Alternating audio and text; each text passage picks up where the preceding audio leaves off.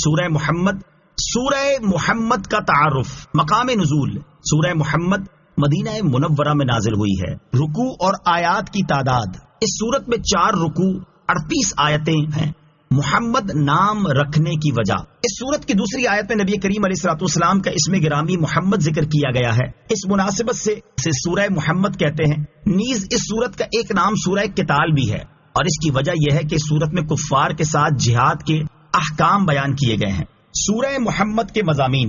اس سورت کا مرکزی مضمون یہ ہے کہ اس میں کفار کے ساتھ جہاد کرنے کے احکام اور جہاد کرنے کا ثواب بیان کیا گیا ہے، اور اس سورت میں یہ چیزیں بیان کی گئی ہیں.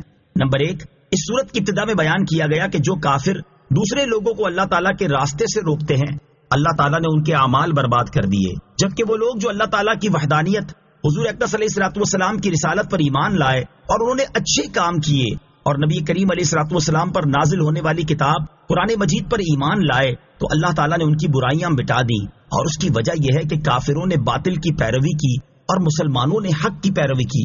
نمبر 2، کفار کے ساتھ جنگ کے دوران انہیں قتل کرنے اور کافر قیدیوں کے بارے میں حکم دیا گیا. جنگ کے دوران شہید ہونے والے مجاہدوں کا ثواب بیان کیا گیا، اور اللہ تعالیٰ نے کفار کے ساتھ جہاد کرنے میں مسلمانوں کی مدد کرنے کی بشارت دی. نمبر 3، کافروں کی رسوائی کی وجہ بیان کی گئی کہ وہ چونکہ اللہ تعالیٰ کی نازل کردہ کتاب کو ناپسند کرتے ہیں اس لیے رسوا ہوئے ہیں. نمبر 4، کفار مکہ کے سامنے سابقہ لوگوں کا انجام بیان کر کے انہیں بتایا گیا کہ ان کا انجام بھی انہی جیسا ہو سکتا ہے. نمبر 5، پرہیزگار مسلمانوں سے جس جنت کا وعدہ کیا گیا ہے اس کے اوصاف بیان کیے گئے. نمبر 6، منافقوں کی صفات بیان کی گئیں اور انہیں بتایا گیا کہ اللہ تعالیٰ ان کے چھپے ہوئے بغض اور کینے کو ظاہر فرما دے گا. نمبر 7، اس سورت کے آخر میں دنیاوی زندگی کی حقیقت اور بخل کرنے کی مذمت بیان کی گئی. سورہ احقاف کے ساتھ مناسبت. سورہ محمد کی اپنے سے ماقبل سورت احقاف کے ساتھ مناسبت یہ ہے کہ سورہ احقاف کی آخری آیت کے اس حصے فَهَلْ يُهْلَكُ إِلَّا الْقَوْمُ الْفَاسِقُونَ کا سورہ محمد کی پہلی آیت کے ساتھ ایسا مضبوط ربط ہے کہ ان دونوں آیتوں کی تلاوت کے دوران اگر بسم اللہ نہ پڑھی جائے تو ایسے لگے گا جیسے یہ ایک ہی آیت ہے. بسم اللہ الرحمن الرحیم. ترجمہ: اللہ کے نام سے شروع جو نہایت مہربان رحمت والا ہے. الذین کفروا وصدوا عن سبیل اللہ اضل اعمالہم. ترجمہ: جنہوں نے کفر کیا اور اللہ کی راہ سے روکا، اللہ نے ان کے اعمال برباد کر دیے. الذین کفروا وصدوا عن سبیل اللہ، جنہوں نے کفر کیا اور اللہ کی راہ سے روکا. مفسرین کا ایک قول یہ ہے کہ یہ آیت مدینہ منورہ کے ان اہل کتاب کے بارے میں نازل ہوئی جنہوں نے سید المرسلین صلی اللہ تعالی علیہ وآلہ وسلم کی رسالت کا انکار کیا. اس صورت میں آیت کا معنی یہ ہے کہ وہ لوگ جنہوں نے نبی اکرم علیہ الصلوۃ والسلام اور ان پر نازل ہونے والی کتاب کے ساتھ کفر کیا، خود بھی اسلام میں داخل نہ ہوئے اور دوسروں کو بھی اسلام قبول کرنے سے روکا، تو اللہ تعالیٰ نے ان کے کفر کی وجہ سے ان کا وہ ایمان ضائع کر دیا جو یہ لوگ نبی کریم صلی اللہ تعالیٰ علیہ وسلم کی تشریف آوری سے پہلے پچھلے انبیاء کرام اور آپ علیہ الصلوۃ والسلام پر رکھتے تھے. دوسرا قول یہ کہ یہ آیت کفار مکہ کے بارے میں نازل ہوئی ہے. اس صورت میں آیت کا معنی یہ ہے کہ وہ لوگ جنہوں نے کفر کیا، خود بھی اسلام میں داخل نہ ہوئے اور دوسروں کو بھی اسلام قبول کرنے سے روکا، تو انہوں نے کفر کی حالت میں جو بھی نیک اعمال کیے ہوں، خواہ بھوکوں کو کھلایا ہو یا اسیروں کو چھڑایا ہو یا غریبوں کی مدد کی ہو یا مسجد حرام یعنی خانہ کعبہ کی عمارت میں کوئی خدمت کی ہو، یہ سب اعمال اللہ تعالیٰ نے برباد کر دیے اور آخرت میں انہیں ان کے اعمال کا کچھ ثواب نہیں ملے گا، کیونکہ ایمان کے بغیر کوئی نیکی قبول نہیں. بعض مفسرین کے نزدیک یہاں کفار مکہ کے وہ افراد مراد ہیں جو اپنے کفر کے ساتھ ساتھ دوسروں کو بھی ایمان قبول کرنے سے روکتے تھے اور حضور اقدس علیہ الصلوۃ والسلام کے خلاف سازشیں کرتے تھے. تو ان کافروں نے سرکار دو عالم صلی اللہ تعالی علیہ وآلہ وسلم کے لیے جو سازشیں تیار کی، مکر سوچے اور ہیلے بنائے تھے، اللہ تعالیٰ نے ان کے وہ تمام کام باطل کر دیے اور ان کے مقابلے میں اپنے حبیب علیہ الصلوۃ والسلام کی مدد و نصرت فرمائی اور ان کے دین کو تمام دینوں پر غالب کر دیا. تیسرا قول یہ ہے کہ اس آیت کا تعلق سورہ احقاف کی آخری آیت کے ساتھ ہے. اس کے آخر میں ارشاد فرمایا گیا کہ نافرمان لوگ ہی ہلاک کیے جاتے ہیں. اس پر گویا یہ سوال پیدا ہوا کہ نافرمان لوگوں کو کیسے ہلاک کیا جاتا ہے، حالانکہ وہ تو نیک اعمال کرتے ہیں اور اللہ تعالیٰ کی شان یہ ہے کہ وہ کسی کا نیک عمل ضائع نہیں فرماتا، اگرچہ وہ رائی کے دانے کے برابر ہو. اس کے جواب میں یہاں ارشاد فرمایا گیا کہ نافرمان وہ لوگ ہیں جو خود اسلام میں داخل نہ ہوئے اور دوسروں کو انہوں نے اسلام قبول کرنے سے روکا، اور یہ اس طرح ہلاک ہوئے کہ اللہ تعالیٰ نے ان کے تمام نیک اعمال برباد کر دیے اور آخرت میں انہیں ان کے اعمال کا کچھ ثواب نہیں ملے گا کیونکہ ایمان کے بغیر کوئی نیک عمل مقبول نہیں۔ کفر نیک اعمال کی بربادی کا سبب ہے۔ اس آیت سے معلوم ہوا کہ کفر نیک اعمال کی بربادی کا بہت بڑا سبب ہے۔ یاد رہے کہ جس طرح کفر کی حالت میں کیے گئے نیک اعمال باطل اور بیکار ہیں اور آخرت میں ان کا کوئی اجر و ثواب نہیں، اسی طرح ایمان کی حالت میں کیے گئے نیک اعمال بھی کفر کرنے کی صورت میں ضائع ہو جاتے ہیں اور ان کے ثواب سے بھی بندہ محروم کر دیا جاتا ہے۔ اللہ تعالیٰ ارشاد فرماتا ہے وَمَن يَرْتَدِدْ مِنكُمْ عَن دِينِهِ فَيَمُتْ وَهُوَ كَافِرٌ فَأُولَئِكَ حَبِطَتْ أَعْمَالُهُمْ فِي الدُّنْيَا وَالْآخِرَةِ وَأُولَئِكَ أَصْحَابُ النَّارِ هُمْ فِيهَا خَالِدُونَ۔ ترجمہ، اور تم میں جو کوئی اپنے دین سے مرتد ہو جائے پھر کافر ہی مر جائے تو ان لوگوں کے تمام اعمال دنیا و آخرت میں برباد ہو گئے اور وہ دوزخ والے ہیں، وہ اس میں ہمیشہ رہیں گے۔ اور ارشاد فرماتا ہے قَدْ يَعْلَمُ اللَّهُ الْمُعَوِّقِينَ مِنكُمْ وَالْقَائِلِينَ لِإِخْوَانِهِمْ هَلُمَّ إِلَيْنَا وَلَا يَأْتُونَ الْبَأْسَ إِلَّا قَلِيلًا أَشِحَّةً عَلَيْكُمْ فَإِذَا جَاءَ الْخَوْفُ رَأَيْتَهُمْ يَنظُرُونَ إِلَيْكَ تَدُورُ أَعْيُنُهُمْ كَالَّذِي يُغْشَى عَلَيْهِ مِنَ الْمَوْتِ فَإِذَا ذَهَبَ الْخَوْفُ سَلَقُوكُمْ بِأَلْسِنَةٍ حِدَادٍ أَشِحَّةً عَلَى الْخَيْرِ أُولَئِكَ لَمْ يُؤْمِنُوا فَأَحْبَطَ اللَّهُ أَعْمَالَهُمْ وَكَانَ ذَلِكَ عَلَى اللَّهِ يَسِيرًا۔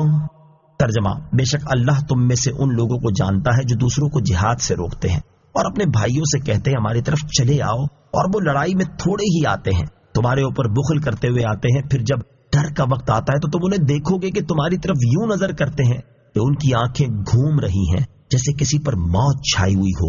پھر جب ڈر کا وقت نکل جاتا ہے تو مال غنیمت کی لالچ میں تیز زبانوں کے ساتھ تمہیں تانے دینے لگتے ہیں۔ یہ لوگ ایمان لائے ہی نہیں ہیں تو اللہ نے ان کے اعمال برباد کر دیے، اور یہ اللہ پر بہت آسان ہے۔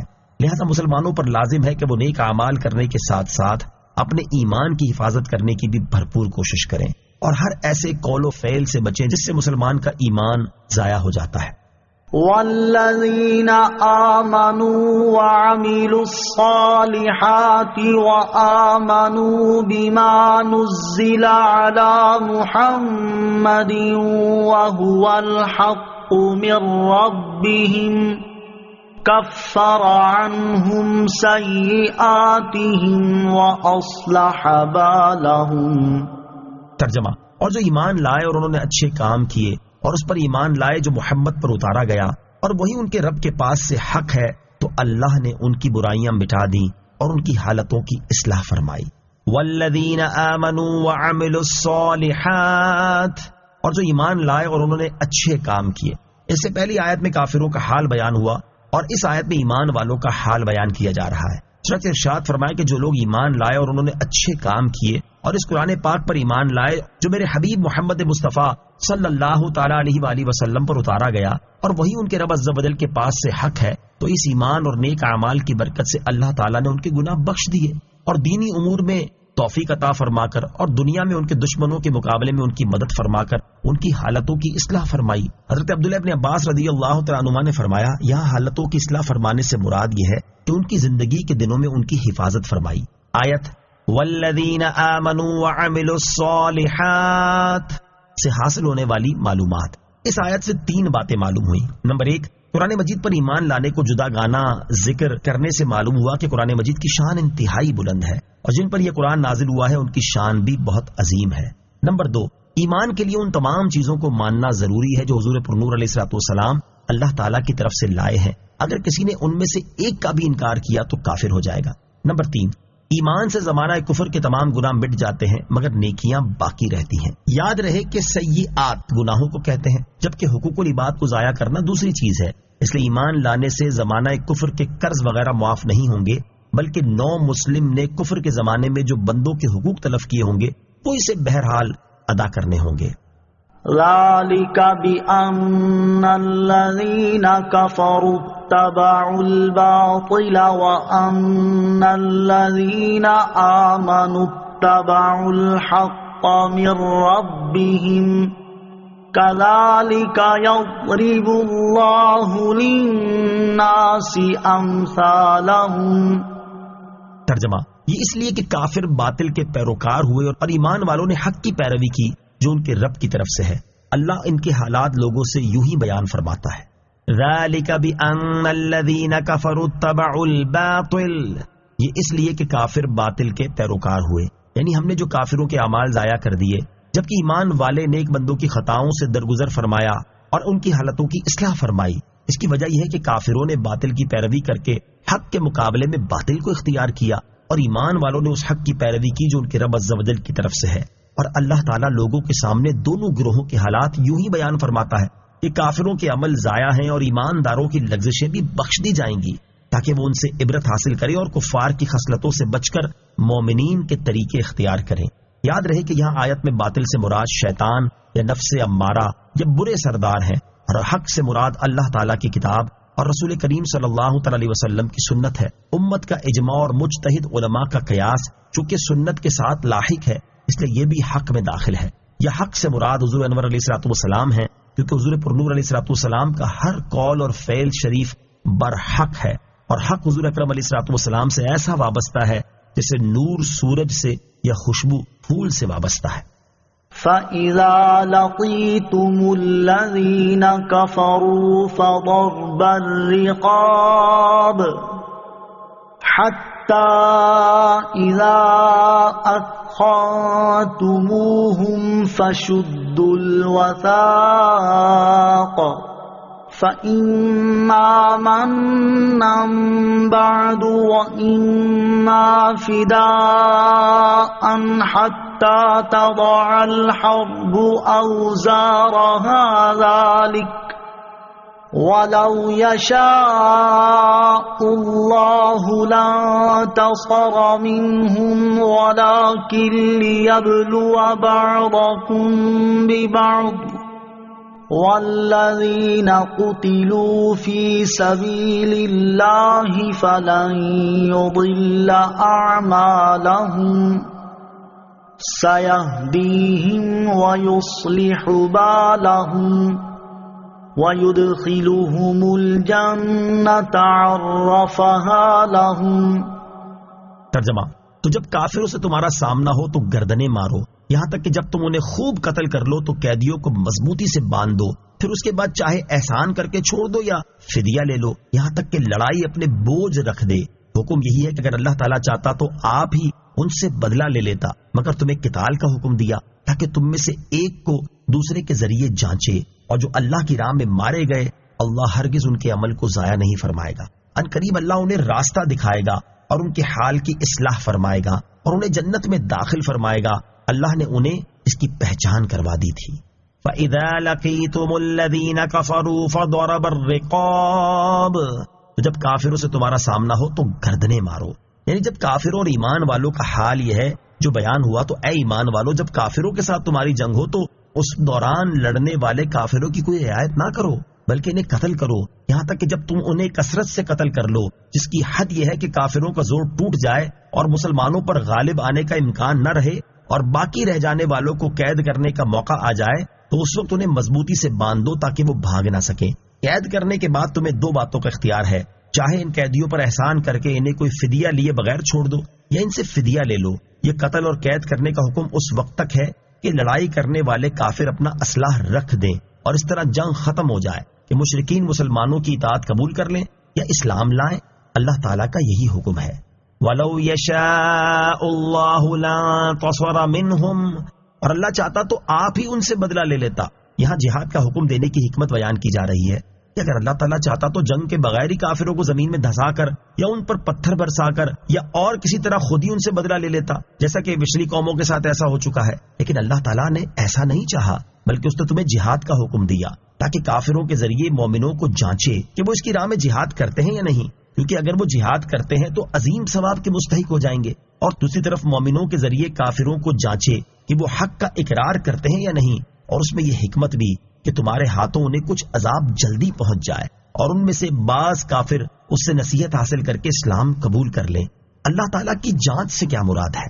یاد رہے کہ اللہ تعالیٰ اپنے ازلی علم سے جانتا ہے کہ کون سا مسلمان اس کی راہ میں جہاد کرے گا اور کون سا کافر اسلام قبول کرے گا. اور یہاں اللہ تعالیٰ کے جانچنے سے یہ ہرگز مراد نہیں کہ اللہ تعالیٰ کو پہلے معلوم نہ تھا اور اس جانچ کے ذریعے سے معلوم ہوا، بلکہ اس جانچ سے مراد یہ ہے کہ اللہ تعالیٰ لوگوں کے ساتھ ایسا معاملہ فرماتا ہے جیسا امتحان لینے اور آزمانے والا کرتا ہے، تاکہ فرشتوں اور جنوں انس کے سامنے معاملہ ظاہر ہو جائے. والذین قتلوا فی سبیل اللہ، اور جو اللہ کی راہ میں مارے گئے. جنگ کے دوران چونکہ مسلمان شہید بھی ہوتے ہیں، اس لیے یہاں سے شہیدوں کی فضیلت بیان کی جا رہی ہے. چنانچہ آیت کے اس حصے اور اس کے بعد والی 2 آیات کا خلاصہ یہ ہے کہ وہ لوگ جو اللہ تعالیٰ کی راہ میں شہید ہو گئے، اللہ تعالیٰ ہرگز ان کے عمل ضائع نہیں فرمائے گا، بلکہ ان کے اعمال کا ثواب پورا دے گا، اور ان قریب اللہ تعالیٰ انہیں بلند درجات کا راستہ دکھائے گا اور ان کے اعمال قبول کر کے ان کے حال کی اصلاح فرمائے گا اور انہیں جنت میں داخل فرمائے گا.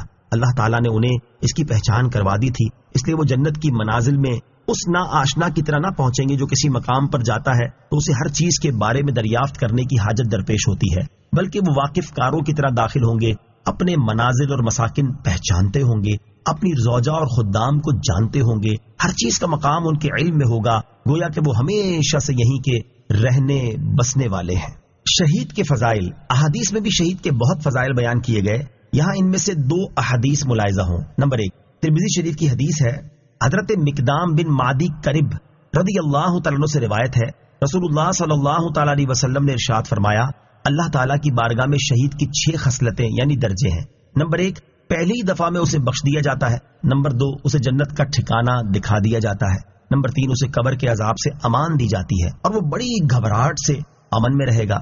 نمبر 4 اس کے سر پر عزت کا تاج رکھا جائے گا جس کا ایک یاقوت دنیا اور دنیا کی چیزوں سے بہتر ہوگا. نمبر 5 72 حور عین سے اس کا نکاح کیا جائے گا. نمبر 6 اور اس کے 70 قریبی رشتہ داروں کے بارے میں اس کی شفاعت قبول کی جائے گی. حدیث نمبر 2 حضرت قیس رضی اللہ تعالیٰ عنہ سے روایت ہے، رسول کریم صلی اللہ تعالیٰ علیہ وسلم نے ارشاد فرمایا، شہید کو 6 خصلتیں عطا کی جاتی ہیں. نمبر 1 اس کے خون کا پہلا قطرہ گرتے ہی اس کے گناہ مٹا دیے جاتے ہیں. نمبر 2 اسے جنت کا ٹھکانہ دکھا دیا جاتا ہے. نمبر 3 حور عین سے اس کا نکاح کیا جائے گا. نمبر 4 اور 5 بڑی گھبراہٹ اور قبر کے عذاب سے امن میں رہے گا. نمبر 6 اسے ایمان کا حلہ پہنایا جائے گا. اہل جنت اپنے مقام اور جنتی نعمتوں کو پہچانتے ہوں گے. آیت نمبر 6 میں شہید کے بارے میں بیان ہوا کہ اللہ تعالیٰ نے انہیں جنت میں ان کے مقام اور نعمتوں کی پہچان کروا دی تھی، اور حدیث پاک میں عام جنتیوں کے بارے میں بھی اسی طرح کی فضیلت بیان کی گئی ہے، جیسا کہ بخاری شریف کی حدیث میں ہے. حضرت ابو سعید خدری رضی اللہ تعالیٰ عنہ سے روایت ہے کہ رسول اللہ صلی اللہ تعالیٰ علیہ وآلہ وسلم نے ارشاد فرمایا، مومنین دوزخ سے نجات پا جائیں گے. جنت اور دوزخ کے درمیان ایک پل ہے، اس پر ان کو روک لیا جائے گا. تو دنیا میں ان میں سے بعض نے بعض پر جو زیادتی کی ہوگی اس کا ان سے بدلہ لیا جائے گا، حتیٰ کہ وہ بالکل پاک و صاف ہو جائیں گے. تو پھر ان کو جنت میں داخل ہونے کی اجازت دی جائے گی. بس اس ذات کی قسم جس کے قبضہ قدرت میں محمد صلی اللہ تعالی علیہ وسلم کی جان ہے، ان میں سے ایک شخص جنت میں اپنے ٹھکانے کو دنیا میں اپنے ٹھکانے کے بنسبت زیادہ پہچاننے والا ہوگا. یا ایھا الذین آمنوا ان تنصروا اللہ ینصرکم ویثبت اقدامکم. ترجمہ: اے ایمان والو، اگر تم اللہ کے دین کی مدد کرو گے تو اللہ تمہاری مدد کرے گا اور تمہیں ثابت قدمی عطا فرمائے گا. یا ایھا الذین آمنوا ان تنصروا اللہ ینصرکم. اے ایمان والو، اگر تم اللہ کے دین کی مدد کرو گے تو اللہ تمہاری مدد کرے گا. ارشاد فرمایا کہ اے ایمان والو، اگر تم اللہ تعالیٰ کے دین اور اس کے پیارے رسول صلی اللہ تعالیٰ علیہ وآلہ وسلم کی مدد کرو گے تو اللہ تعالیٰ دشمنوں کے مقابلے میں تمہاری مدد کرے گا اور تمہیں فتح و کامرانی نصیب فرمائے گا اور تمہیں میدان جنگ میں اور دین اسلام اور پل صراط پر ثابت قدمی عطا فرمائے گا. اللہ تعالیٰ کے دین کی مدد کرنے کی 7 صورتیں. اللہ تعالیٰ کے دین کی مدد کرنے کی بہت سی صورتیں ہیں، ان میں سے 7 صورتیں سماعت کیجیے. نمبر 1، اللہ تعالیٰ کے دین کو غالب کرنے کے لیے دین کے دشمنوں کے ساتھ زبان، قلم اور تلوار سے جہاد کرنا. نمبر 2، دین کے دلائل کو واضح کرنا، ان پر ہونے والے شبہات کو زائل کرنا، دین کے احکام، فرائض، سنن، حلال اور حرام کی شرح بیان کرنا. نمبر 3، نیکی کا حکم دینا اور برائی سے منع کرنا. نمبر 4، دین اسلام کی تبلیغ و اشاعت میں کوشش اور جد و جہد کرنا. نمبر 5، وہ قابل اور مستند علماء جنہوں نے اپنی زندگیاں دین کی ترویج و اشاعت کے لیے وقف کی ہوئی ہیں، ان کے نیک مقاصد میں ان کا ساتھ دینا. نمبر 6، نیک اور جائز کاموں میں اپنا مال خرچ کرنا. نمبر 7، علماء اور مبلغین کی مالی خیر خواہی کر کے انہیں دین کی خدمت کے لیے فارغ البال بنانا۔ نوٹ: ان 7 صورتوں کے علاوہ اور بھی بہت سی صورتیں ہیں جو اللہ تعالیٰ کے دین کی مدد کرنے میں داخل ہیں۔ بندوں سے مدد مانگنا شرک نہیں۔ یاد رہے کہ اللہ تعالیٰ غنی اور بے نیاز ہے، اسے نہ بندوں کی مدد کی حاجت ہے اور نہ ہی وہ اپنے دین کی ترویج و اشاعت اور اسے غالب کرنے میں بندوں کی مدد کا محتاج ہے۔ یہاں جو بندوں کو اللہ تعالیٰ کے دین کی مدد کرنے کا فرمایا گیا، یہ دراصل ان کے اپنے ہی فائدے کے لیے ہے۔ اس صورت میں انہیں اللہ تعالیٰ کی مدد حاصل ہوگی اور اللہ تعالیٰ کی طرف سے انہیں ثابت قدمی نصیب ہوگی۔ یہاں اسی حوالے سے مزید 2 باتیں سماعت فرمائیں۔ نمبر 1، اللہ تعالیٰ کے دین کی مدد خالص اللہ تعالیٰ کی رضا کے لیے کی جائے، اس میں کوئی دنیاوی مقصد پیش نظر نہ ہو۔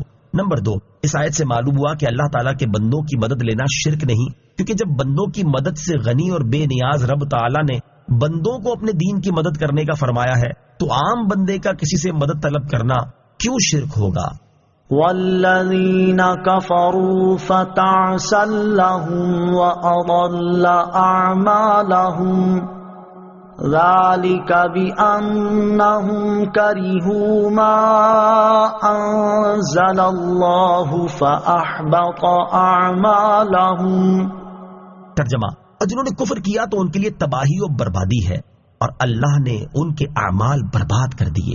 یہ سزا اس وجہ سے ہے کہ انہوں نے اللہ کے نازل کیے ہوئے کو ناپسند کیا تو اللہ نے ان کے اعمال ضائع کر دیے۔ والذین کفروا، اور جنہوں نے کفر کیا، یہاں سے اللہ تعالیٰ نے کفر کے 2 نتیجے بیان فرمائے ہیں۔ چنانچہ اس آیت اور اس کے بعد والی آیت کا خلاصہ یہ ہے کہ جنہوں نے کفر کیا تو ان کے لیے دنیا میں تباہی و بربادی ہے اور آخرت میں اللہ تعالیٰ نے ان کے اعمال برباد کر دیے۔ انہیں یہ سزا اس وجہ سے ملی ہے کہ انہوں نے اللہ تعالیٰ کے نازل کیے ہوئے قرآن کو ناپسند کیا، کیونکہ اس میں شہوات اور لذات کو ترک کرنے جبکہ طاعات اور عبادات میں مشقتیں اٹھانے کے احکام ہیں جو نفس پر شاق ہوتے ہیں، تو ان کے اس کفر کی وجہ سے اللہ تعالیٰ نے ان کے نیک اعمال برباد کر دیے۔ أَفَلَمْ يَسِيرُوا فِي الْأَرْضِ فَيَنظُرُوا كَيْفَ كَانَ عَاقِبَةُ الَّذِينَ مِن قَبْلِهِمْ دَمَّرَ اللَّهُ عَلَيْهِمْ وَلِلْكَافِرِينَ أَمْثَالُهَا ذَلِكَ بِأَنَّ اللَّهَ مَوْلَى الَّذِينَ آمَنُوا وَأَنَّ الْكَافِرِينَ لَا مَوْلَى لَهُمْ۔ ترجمہ: تو کیا انہوں نے زمین میں سفر نہ کیا تو دیکھتے کہ ان سے پہلے لوگوں کا کیسا انجام ہوا؟ اللہ نے ان پر تباہی ڈالی اور ان کافروں کے لیے بھی پہلوں کے انجام جیسی بہت سی سزائیں ہیں۔ یہ اس لیے کہ اللہ مسلمانوں کا مددگار ہے اور کافروں کا کوئی مددگار نہیں۔ افلم یسیروا فی الارض، تو کیا انہوں نے زمین میں سفر نہ کیا؟ یہاں سے پچھلی امتوں کا انجام بیان کر کے کافروں کو ڈرایا جا رہا ہے۔ چنانچہ اس آیت اور اس کے بعد والی آیت کا خلاصہ یہ ہے کہ کیا اللہ تعالیٰ کے ساتھ شرک کرنے والے اور اس کے رسول صلی اللہ تعالیٰ علیہ وسلم کو جھٹلانے والے کافر اپنے گھروں میں بیٹھے رہے ہیں اور انہوں نے شام، یمن اور عراق کی جانب سفر کے دوران دیکھا نہیں کہ ان سے پہلے جھٹلانے والی امتوں عاد اور سمود وغیرہ کا کیسا انجام ہوا، جو ان کے اجڑے ہوئے مکانات اور محلات کے آثار سے خوب ظاہر ہے۔ ان کا انجام یہ ہوا کہ اللہ تعالیٰ نے ان پر ایسی تباہی ڈالی جس سے وہ خود، ان کی اولاد اور ان کے اموال سب ہلاک ہو گئے۔ لہٰذا ان موجودہ کافروں کو بے فکر نہیں ہونا چاہیے۔ اگر یہ بھی سید عالم محمد مصطفیٰ صلی اللہ تعالیٰ علیہ وآلہ وسلم پر ایمان نہ لائیں گے تو ان کے لیے پہلے کافروں جیسی بہت سی سزائیں اور تباہیاں ہیں، اور یہ مسلمانوں کی مدد ہونا اور کافروں پر قہر ہونا اس لیے ہے کہ اللہ تعالیٰ مسلمانوں کا مددگار ہے اور کافروں کا کوئی مددگار نہیں، کیونکہ کافروں نے ان بتوں کی پوجا کی جو بے جان ہیں، نہ نفع پہنچا سکتے ہیں نہ نقصان، اس لیے ان کا کوئی مددگار نہیں۔ ان اللہ يدخل الذین آمنوا وعملوا الصالحات جنات تجری من تحتها الانہار والذین کفروا یتمتعون ویأکلون کما تأکل الانعام والنار مثوی لہم۔ ترجمہ: بے شک اللہ ایمان لانے والوں اور اچھے اعمال کرنے والوں کو ان باغوں میں داخل فرمائے گا جن کے نیچے نہریں رواں ہیں، اور کافر فائدہ اٹھا رہے ہیں اور ایسے کھاتے ہیں جیسے جانور کھاتے ہیں، اور آگ ان کا ٹھکانہ ہے۔ ان اللہ یدخل، بے شک اللہ داخل فرمائے گا۔ اس سے پہلی آیات میں ایمان والوں اور کافروں کا دنیاوی حال بیان کیا گیا، اور اس آیت میں ان دونوں کا اخروی حال بیان کیا جا رہا ہے۔ چنانچہ اس آیت کا خلاصہ یہ ہے کہ اللہ تعالیٰ چونکہ ایمان والوں کا مددگار ہے، اس لیے انہیں اس کا آخرت میں ثمرہ یہ ملے گا کہ اللہ تعالیٰ ایمان لانے والوں اور اچھے اعمال کرنے والوں کو ان باغوں میں داخل فرمائے گا جن کے نیچے نہریں رواں ہیں، اور کافروں کا حال یہ ہے کہ وہ دنیا میں اپنے انجام کو فراموش کیے ہوئے ہیں اور غفلت کے ساتھ چند دنوں کے لیے اپنے مال و متاع سے فائدہ اٹھا رہے ہیں، اور ایسے کھاتے ہیں جیسے جانور کھاتے ہیں، کیونکہ جانوروں کو یہ تمیز نہیں ہوتی کہ کہاں سے کھانا ہے، اس لیے انہیں جہاں سے جو مل جائے اسے کھانا شروع کر دیتے ہیں۔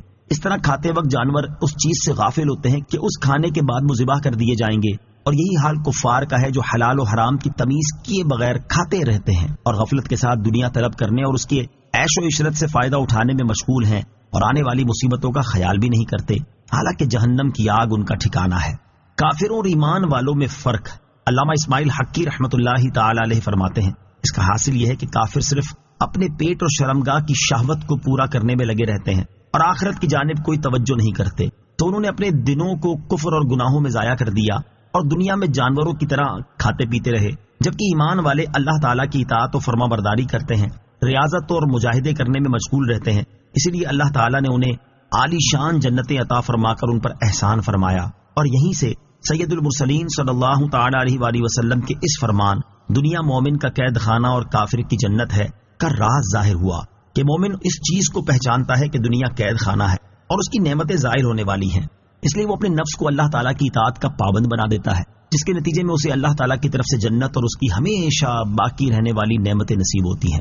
اور کافر چونکہ آخرت کا منکر ہے، اس لیے وہ دنیا میں لذتوں اور عیش و عشرت میں مشغول ہوا تو اس کے لیے آخرت میں جہنم کی قید اور زقوم کھانے کے سوا کچھ باقی نہ بچا۔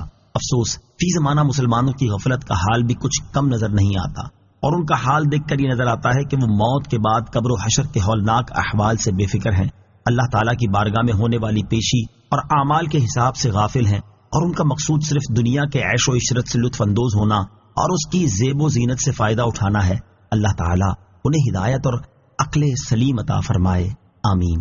مومن اور کافر کے کھانے میں فرق، یہاں آیت کی مناسبت سے مومن اور کافر کے کھانے میں 4 فرق بیان کیے جاتے ہیں۔ نمبر 1، سچا مسلمان کھانے سے پہلے حلال و حرام کی تمیز کرتا ہے کہ کیا میرے لیے اس کا کھانا شرعاً جائز بھی ہے یا نہیں، جبکہ کافر جانوروں کی طرح حلال و حرام کی تمیز کیے بغیر کھاتا رہتا ہے۔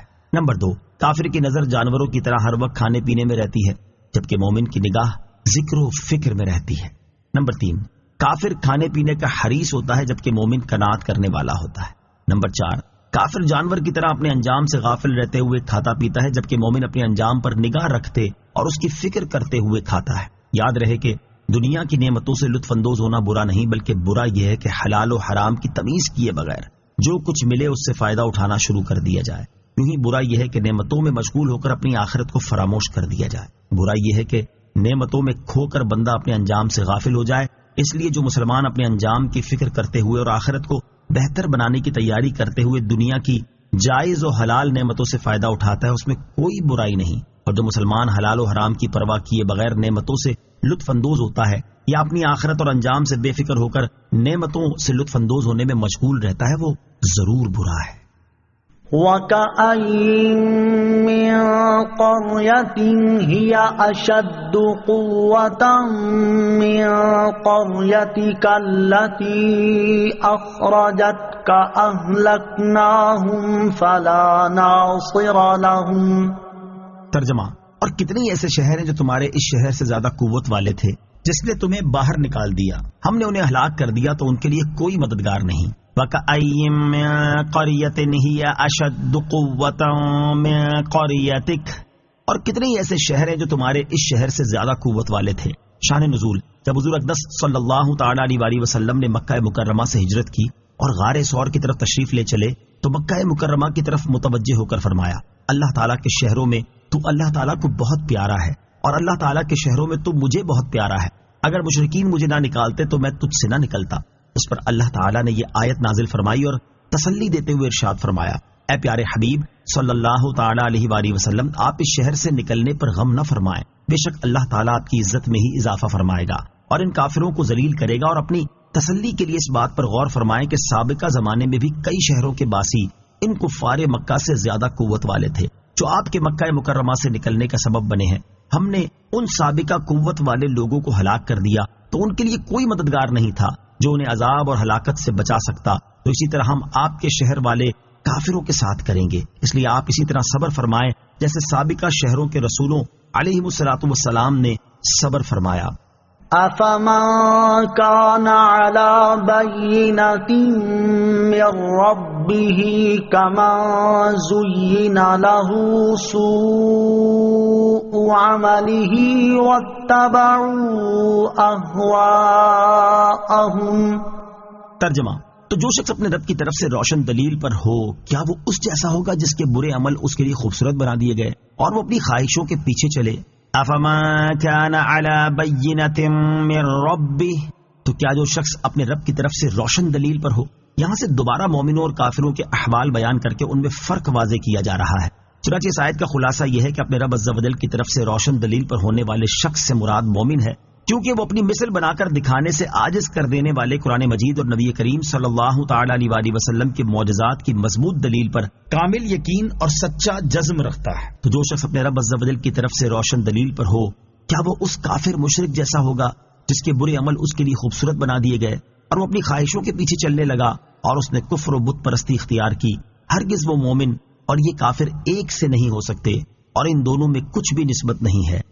مثل الجنة التي وعد المتقون فيها أنهار من ماء غير آسن وأنهار من لبن لم يتغير طعمه وأنهار من خمر لذة للشاربين وأنهار من عسل مصفى وَلَهُمْ فِيهَا مِن كُلِّ الثَّمَرَاتِ وَمَغْفِرَةٌ مِّن رَّبِّهِمْ كَمَنْ هُوَ خَالِدٌ فِي النَّارِ وَسُقُوا مَاءً حَمِيمًا فَقَطَّعَ أَمْعَاءَهُمْ۔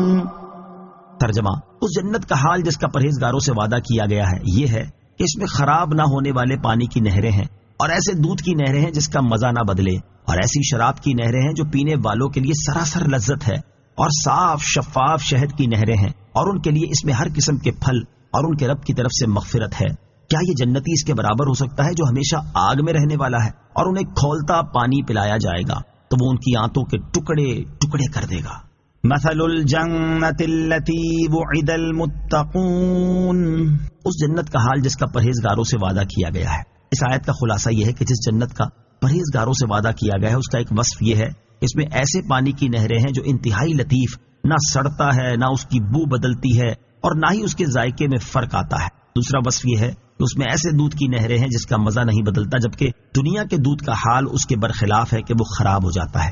تیسرا وصف یہ ہے کہ اس جنت میں ایسی شراب کی نہریں ہیں جو پینے والوں کے لیے خالص لذت ہی لذت ہے، وہ دنیا کی شرابوں کی طرح خراب ذائقے والی نہیں ہے، اور نہ ہی اس میں میل کچیل ہے، نہ خراب چیزوں کی آمیزش ہے، نہ وہ سڑ کر بنی ہے، نہ اس کے پینے سے عقل زائل ہوتی، نہ سر چکراتا ہے، نہ خمار آتا ہے، اور نہ ہی درد سر پیدا ہوتا ہے۔ یہ سب آفتیں دنیا ہی کی شراب میں ہیں، جبکہ جنت کی شراب ان سب عیوب سے پاک، انتہائی لذیذ، فرحت بخش اور خوشگوار ہے۔ چوتھا وصف یہ ہے کہ اس میں صاف شفاف شہد کی نہریں ہیں، یعنی وہ شہد صاف ہی پیدا کیا گیا، دنیا کے شہد کی طرح نہیں جو مکھی کے پیٹ سے نکلتا ہے اور اس میں موم وغیرہ کی آمیزش ہوتی ہے۔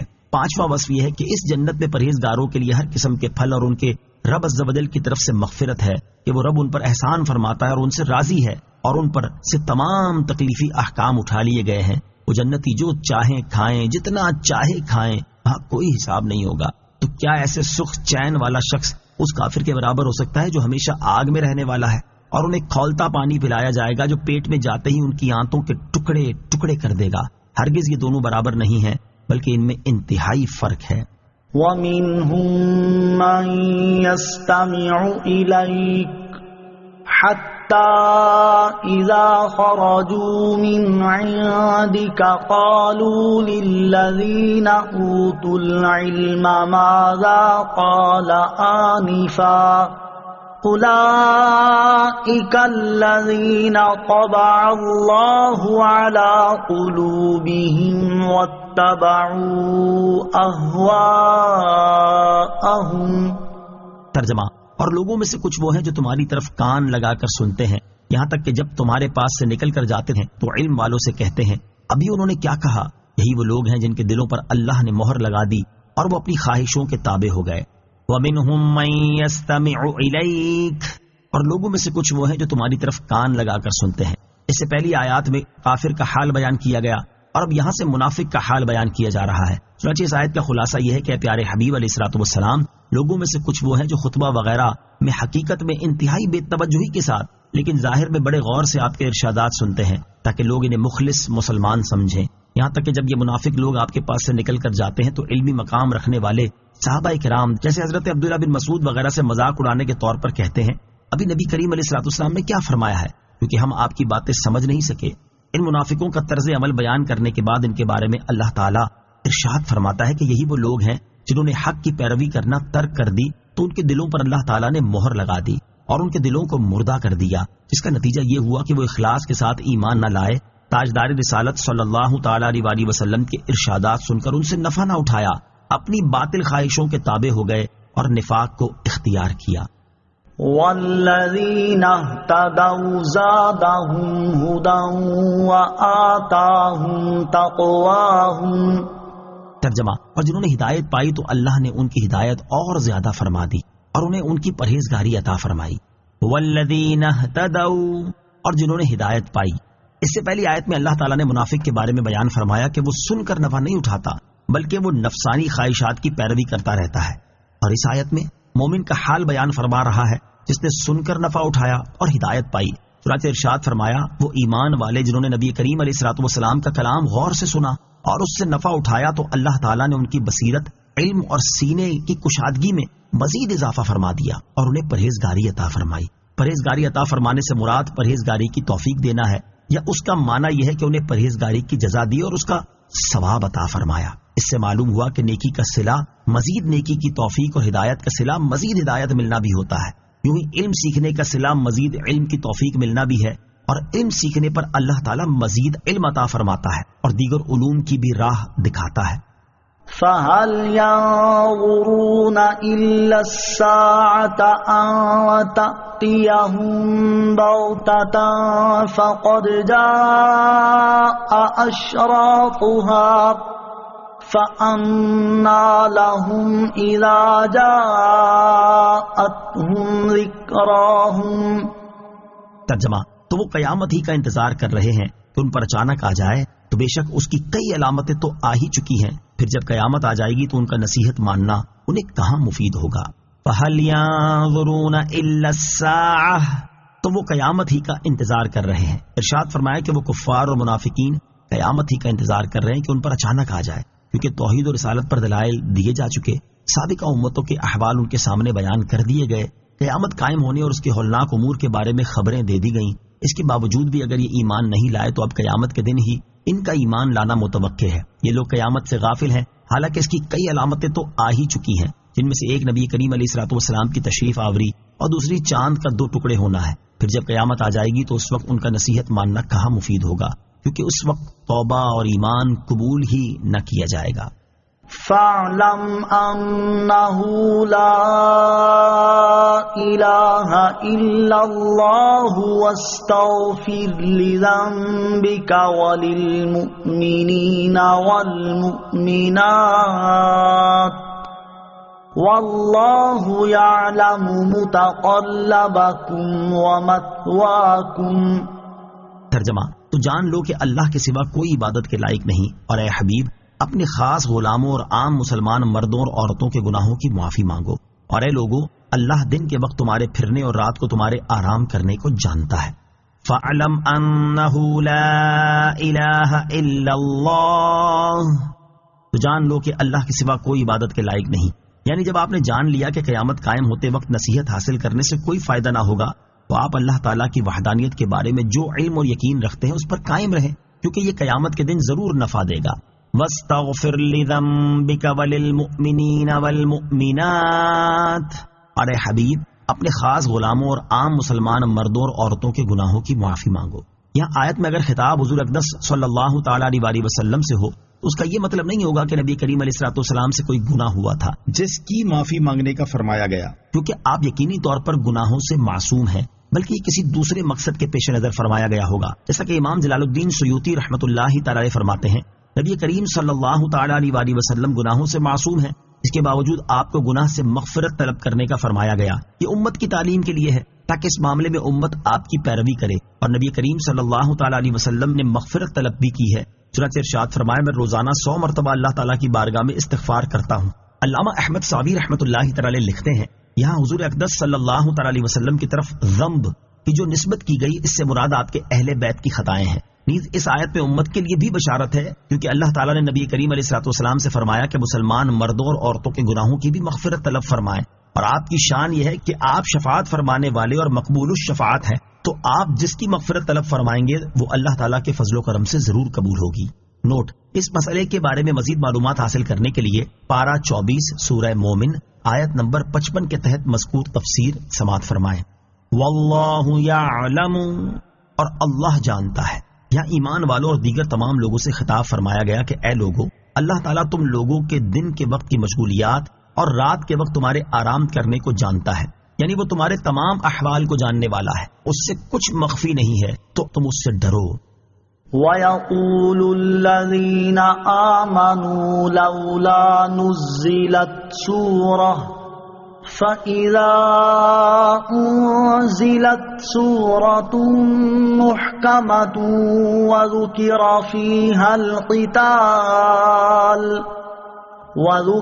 فِيهَا الْقِتَالُ رَأَيْتَ الَّذِينَ فِي قُلُوبِهِم مَّرَضٌ يَنظُرُونَ إِلَيْكَ نَظَرَ الْمَغْشِيِّ عَلَيْهِ مِنَ الْمَوْتِ فَأَوْلَىٰ لَهُمْ طاعة وقول معروف فإذا عزم الأمر فلو صدقوا الله لكان خيرا لهم۔ ترجمہ: اور مسلمان کہتے ہیں کوئی صورت کیوں نہیں اتاری گئی؟ تو جب کوئی واضح صورت اتاری جاتی ہے اور اس میں جہاد کا حکم دیا جاتا ہے تو تم ان لوگوں کو دیکھو گے جن کے دلوں میں بیماری ہے کہ تمہاری طرف ایسے دیکھتے ہیں جیسے وہ دیکھتا ہے جس پر موت چھائی ہوئی ہو، تو ان کے لیے بہتر تھا فرما برداری کرنا اور اچھی بات کہنا۔ پھر جب جہاد کا حکم قطعی ہو گیا تو اگر اللہ سے سچے رہتے تو یہ ان کے لیے بہتر ہوتا۔ وَيَقُولُ الَّذِينَ آمَنُوا، اور مسلمان کہتے ہیں۔ شان نزول: ایمان والوں کو اللہ تعالیٰ کی راہ میں جہاد کرنے کا بہت ہی شوق تھا، اور اسی شوق کی بنا پر وہ کہتے تھے کہ ایسی صورت کیوں نہیں اترتی جس میں جہاد کا حکم ہو تاکہ ہم جہاد کریں، اور یہی بات منافق بھی کہہ دیا کرتے تھے۔ اس پر یہ آیت کریمہ نازل ہوئی، اور اس آیت اور اس کے بعد والی آیت میں ارشاد فرمایا گیا کہ مسلمان کہتے ہیں کوئی صورت کیوں نہیں اتاری گئی؟ پھر جب کوئی واضح صورت اتاری جاتی ہے جس کا معنی واضح ہو اور اس کا کوئی حکم منسوخ ہونے والا نہ ہو اور اس میں جہاد کا حکم دیا گیا ہو، تو تم دلوں میں منافقت کا مرض رکھنے والوں کو دیکھو گے کہ وہ پریشان ہو کر تمہاری طرف ایسے دیکھتے ہیں جیسے وہ شخص دیکھتا ہے جس پر موت کے وقت غشی چھائی ہوئی ہو۔ حالانکہ اگر یہ اس وقت اللہ تعالیٰ اور رسول کریم علیہ الصلوۃ والسلام کی فرما برداری کرتے اور اچھی بات کہتے تو یہ ان کے لیے بہتر تھا۔ تو جب جہاد کا حکم قطعی ہو گیا اور جہاد فرض کر دیا گیا تو منافقوں نے اس سے جان چھڑانے کے لیے کوششیں شروع کر دی، حالانکہ اگر یہ ایمان اور اطاعت پر قائم رہ کر اللہ تعالیٰ سے کیے ہوئے وعدے میں سچے رہتے تو یہ ان کے لیے بہتر ہوتا۔ فَهَلْ عَسَيْتُمْ إِن تَوَلَّيْتُمْ أَن تُفْسِدُوا فِي الْأَرْضِ وَتُقَطِّعُوا أَرْحَامَكُمْ۔ ترجمہ: تو کیا تم اس بات کے قریب ہو کہ اگر تمہیں حکومت ملے تو زمین میں فساد پھیلاؤ اور اپنے رشتے کاٹ دو؟ فَهَلْ عَسَيْتُمْ، تو کیا تم اس بات کے قریب ہو جب منافقوں کو یہ حکم دیا گیا کہ وہ مشرکین کے خلاف جہاد کریں تو انہوں نے جہاد میں شرکت نہ کرنے سے متعلق یہ عذر پیش کیا کہ ہم مشرکوں کے خلاف جہاد کیسے کریں، کیونکہ اس میں ایک خرابی یہ ہے کہ انسانوں کو قتل کرنا زمین میں فساد پھیلانا ہے، اور دوسری خرابی یہ ہے کہ عرب والے ہمارے رشتہ دار ہیں اور ہمارے قبیلوں سے تعلق رکھتے ہیں، تو ان سے جنگ کر کے انہیں قتل کرنا رشتہ داری کو توڑ دینا ہے، اور یہ کوئی اچھا کام نہیں ہے۔ ان کے رد میں اللہ تعالیٰ نے ارشاد فرمایا، اے منافقوں، تم سے یہ بعید نہیں کہ اگر تمہیں حکومت مل جائے تو تم اپنی مرضی کے خلاف کام کرنے والے کو قتل کر کے زمین میں فساد پھیلاؤ اور رشتہ داری توڑ دو، کیا دور جاہلیت میں تم آپس میں لڑائی نہیں کرتے تھے؟ اور کیا اس دوران ایک دوسرے کو قتل نہیں کرتے تھے؟ اور تم اپنی بیٹیوں کو زندہ دفن نہیں کرتے تھے؟ کیا تمہاری یہ لڑائیاں قتل اور بیٹیوں کو زندہ دفن کر دینے جیسا گھناؤنا فعل، زمین میں فساد پھیلانا اور رشتہ داری توڑ دینا نہیں تھا؟ تو اب تم کس منہ سے یہ کہتے ہو کہ جہاد کرنا زمین میں فساد پھیلانے اور رشتہ داری توڑ دینے جیسی خرابیوں کا حامل ہے؟ اور ان سب شواہد کے ہوتے ہوئے تمہارا جہاد میں شریک نہ ہونے کے لیے یہ عذر پیش کرنا کسی طرح بھی درست نہیں ہے۔ اسلامی جہاد رحمت ہے یا فساد؟ اس سے معلوم ہوا کہ منافقین اسلامی جہاد کو زمین میں فساد اور خرابیوں کا سبب سمجھتے تھے، اس لیے جہاد سے منہ موڑتے تھے۔ اور اللہ تعالیٰ نے منافقوں کا جو رد فرمایا، اس سے معلوم ہوا کہ منافقوں کا اسلامی جہاد کے بارے میں یہ نظریہ غلط و باطل تھا، اور اس سے ان کا مقصد صرف جہاد میں جانے سے بچنا اور دوسروں کو جہاد میں شرکت سے روکنا تھا۔ فی زمانہ بھی اسلام کے دشمن اسلامی جہاد پر اسی طرح کے اعتراض کرتے ہیں، اور ان اعتراضات کے ذریعے لوگوں کے دلوں سے اسلام کی محبت اور اس سے قلبی تعلق ختم کر کے اس کے خلاف نفرت ڈالنے کی کوشش کرتے ہیں، اور مختلف واقعات کو بنیاد بنا کر لوگوں کے سامنے دین اسلام کو ایک ایسے دین کے طور پر پیش کرتے ہیں جس میں انسانیت پر بے انتہا ظلم و ستم کی تعلیم دی گئی ہے۔ اسی طرح اسلام دشمنوں کے افکار و نظریات اور ان کی تعلیمات سے مرعوب کچھ نام نہاد مسلمان بھی اسلامی جہاد سے متعلق ایسا کلام کرتے ہیں جو اس کی حقیقت اور اس کے اصل مقاصد کے بالکل برخلاف ہوتا ہے، حالانکہ ان میں بہت سے لوگ اچھی طرح جانتے ہیں کہ حقیقت اس سے کہیں مختلف ہے۔ حتیٰ کہ تاریخ سے ادنا سی واقفیت رکھنے والا شخص بھی اچھی طرح جانتا ہے کہ دین اسلام کا سورج طلوع ہونے سے پہلے انسانوں کا حال کیا تھا، اور وہ ظلم و ستم کی کس چکی میں پس رہے تھے، اور لوگ کس طرح غلامی کی زنجیروں میں قید اور اپنے آقاؤں کے ظلم و ستم کا شکار تھے۔ بچے، جوان، بوڑھے، مرد اور عورت، الغرض ہر سطح کے انسان جس ظلم و زیادتی اور بے رحمی کا شکار تھے، وہ تاریخ کے واقف کار سے ڈھکی چھپی نہیں۔ اور اس کے مقابلے میں دین اسلام کے تاریخی کارناموں پر نظر دوڑائی جائے تو صاف نظر آئے گا کہ دین اسلام نے ہی انسانیت کو ظلم و ستم کے گہرے اندھیرے سے نکالا۔ دین اسلام نے ہی انسانوں کو سر اٹھا کر جینا سکھایا۔ دین اسلام نے ہی انسانوں میں انسانیت کی قدر اور عظمت پیدا کی۔ دین اسلام نے ہی زمین میں فساد کو ختم کر کے پرسکون معاشرہ اور امن کی فضا قائم کی، انسانوں کو ان کے حقوق دلائے اور ان کے حقوق پر دست اندازی کرنے والوں کو شکنجے میں جکڑا، اور بڑے فسادیوں کے فساد سے دوسروں کو بچانے کے لیے انہیں قتل کرنے کا حکم دیا تاکہ ان کے ذریعے ہونے والے فساد سے دوسرے انسانوں کی حفاظت ہو اور یہ دوسروں کے لیے عبرت کا مقام بنے اور وہ فساد برپا کرنے سے باز رہیں۔ اسی تناظر میں اسلامی جہاد کو انصاف کی نظر سے دیکھا جائے اور اس کے بنیادی مقاصد پر سچے دل سے غور کیا جائے تو ہر عقل سلیم رکھنے والے شخص پر واضح ہو جائے گا کہ اسلامی جہاد سراپا رحمت ہے، کیونکہ اس کے ذریعے فساد کا خاتمہ ہوتا اور معاشرے میں امن و سکون قائم ہوتا ہے۔ اسلام کی نظر میں رشتہ داری کی اہمیت، آیت میں رشتہ داریاں توڑنے کے موضوع پر بھی کلام ہے، تو اس کے بارے میں اسلامی تعلیمات سماعت فرمائیں۔ چنانچہ قرآن مجید میں اللہ تعالیٰ ارشاد فرماتا ہے، یا ایہا الناس اتقوا ربکم الذی خلقکم من نفس واحدۃ وخلق منها زوجها وبث منہما رجالا کثیرا ونساء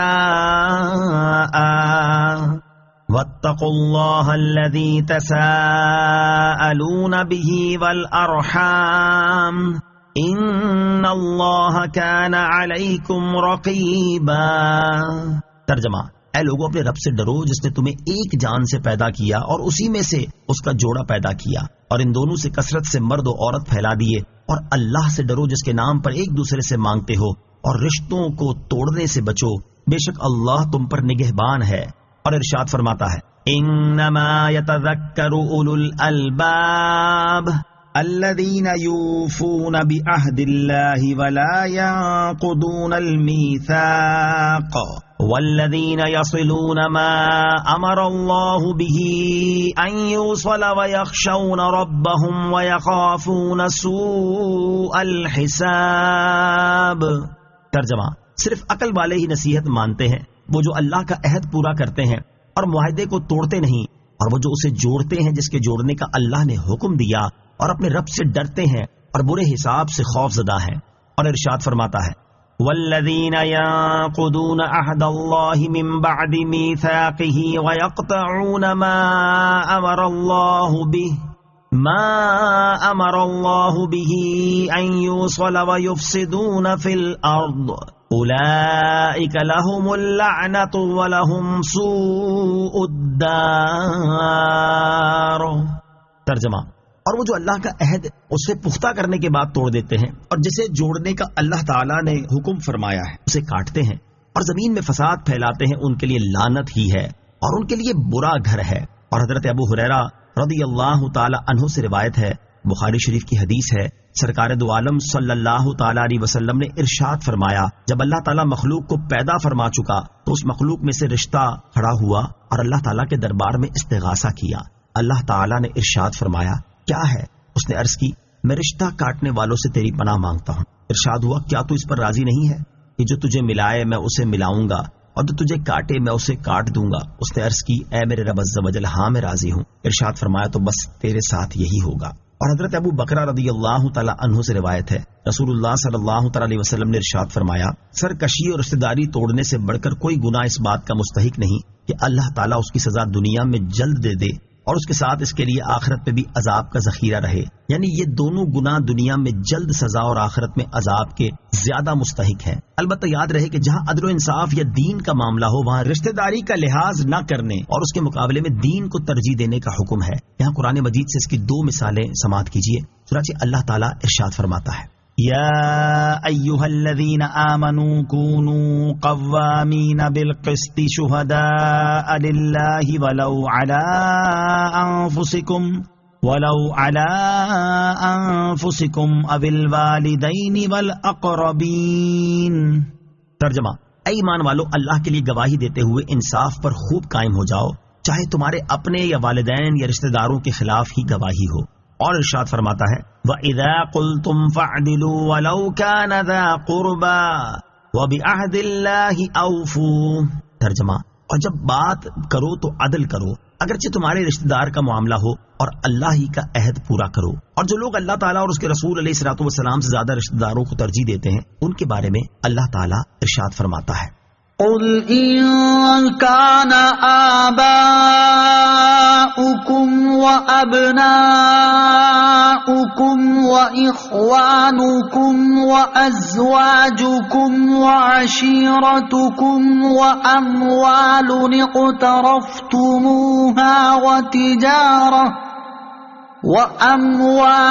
اقترفتموها وتجارة تخشون كسادها ومساكن ترضونها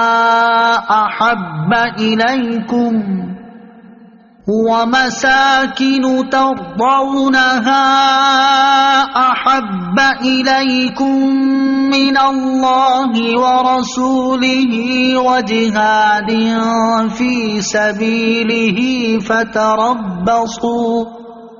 فتربصوا حتى يأتي الله بأمره واللہ لا یہدی القوم الفاسقین۔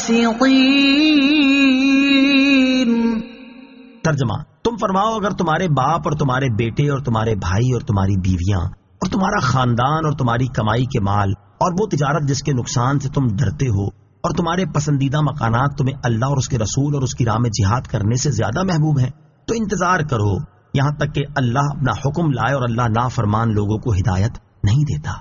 اولئک الذین لعنهم اللہ فاصمهم واعمی ابصارهم افلا يتدبرون القرآن ام على قلوب اقفالها۔ ترجمہ، یہ وہ لوگ ہیں جن پر اللہ نے لعنت کی تو اللہ نے انہیں بہرا کر دیا اور ان کی آنکھیں اندھی کر دی، تو کیا وہ قرآن میں غور و فکر نہیں کرتے بلکہ دلوں پر ان کے تالے لگے ہوئے ہیں۔ اولئک الذین، یہ وہ لوگ ہیں، یعنی یہ فساد پھیلانے والے وہ لوگ ہیں جن پر اللہ تعالیٰ نے لعنت کی اور انہیں اپنی رحمت سے دور کر دیا، تو اس کا اثر یہ ہوا کہ اللہ تعالیٰ نے انہیں واعظ و نصیحت سننے سے بہرا کر دیا اور حق کی رات دیکھنے سے ان کی آنکھیں اندھی کر دی، اس لیے اب وہ حق راستے کی طرف ہدایت حاصل نہیں کر سکتے۔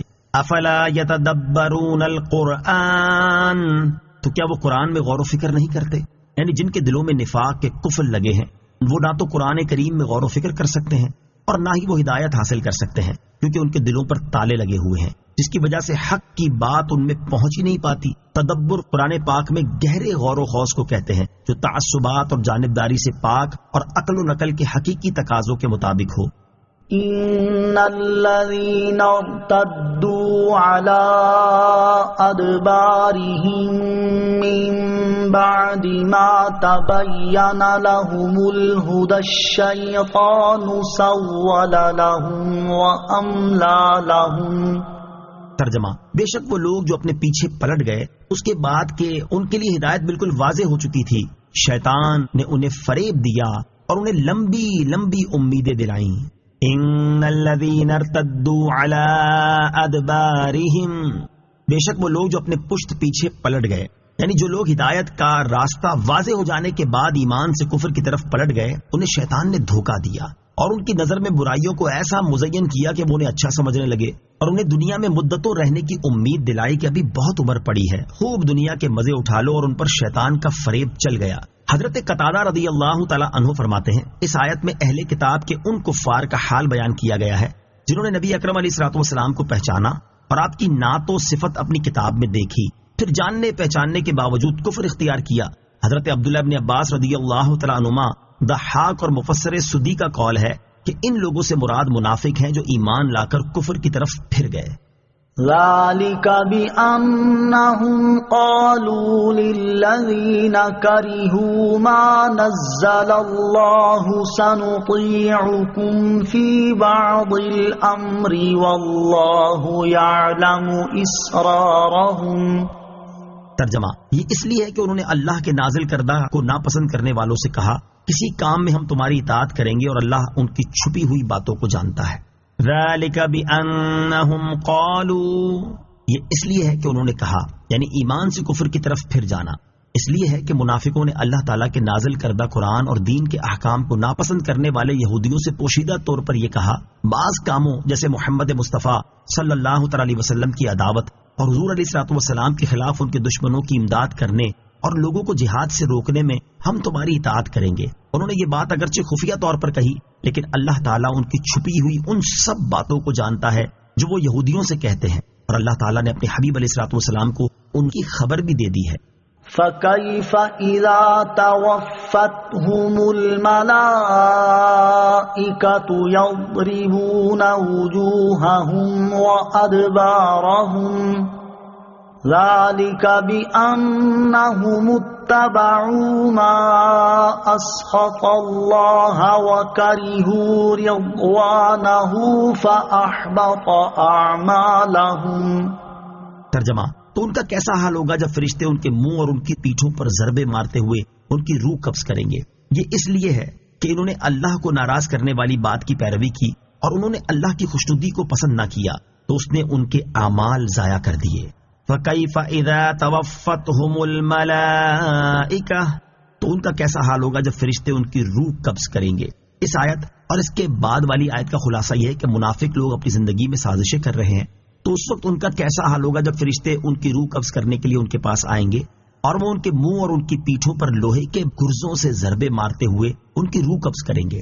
ان کی اس ہولناک طریقے سے روح قبض کرنا اس لیے ہے کہ انہوں نے اس بات کی پیروی کی جو اللہ تعالیٰ کو ناراض کرنے والی ہے اور اس چیز کو ناپسند کیا جس میں اللہ تعالیٰ کی خوشنودی ہے. تو اس وجہ سے اللہ تعالیٰ نے ان کے وہ تمام نیک اعمال ضائع کر دیے جو انہوں نے ایمان کی حالت میں کیے تھے، اور یہ چیز ان کے لیے سزا کا باعث بنی. مفسرین فرماتے ہیں کہ یہاں اللہ تعالیٰ کو ناراض کرنے والی بات سے مراد لوگوں کو رسول کریم صلی اللہ تعالیٰ علیہ وسلم کے ساتھ جہاد میں جانے سے روکنا اور کافروں کی مدد کرنا ہے. جبکہ حضرت عبداللہ ابن عباس رضی اللہ تعالیٰ عنہما فرماتے ہیں وہ بات تورات کے ان مضامین کو چھپانا ہے جن میں رسول کریم علیہ الصلوۃ والسلام کی نعت شریف ہے، اور جس چیز میں اللہ تعالیٰ کی خوشنودی ہے اس سے مراد ایمان و طاعت، مسلمانوں کی مدد اور رسول کریم علیہ الصلوۃ والسلام کے ساتھ جہاد میں حاضر ہونا ہے. ام حسب الذین فی قلوبهم مرض ان لن یخرج اللہ اضغانهم. ترجمہ: کہ جن کے دلوں میں بیماری ہے وہ اس گھمنڈ میں ہے کہ اللہ ان کے چھپے ہوئے بغض و کینے کو ظاہر نہ فرمائے گا. الذین فی قلوبهم مرض، جن کے دلوں میں بیماری ہے، یعنی وہ لوگ جن کے دلوں میں نفاق کی بیماری ہے، کیا وہ اس گھمنڈ میں ہے کہ اسلام اور مسلمانوں کے خلاف ان کے دلوں میں موجود نفرت و عداوت کو اللہ تعالیٰ اپنے حبیب صلی اللہ تعالی علیہ وسلم اور مسلمانوں کے سامنے ظاہر نہیں فرمائے گا اور ان کے معاملات اسی طرح چھپے رہیں گے؟ ایسا نہیں ہے، بلکہ اللہ تعالیٰ انہیں رسوا فرمائے گا اور ان کا پردہ فاش فرما دے گا.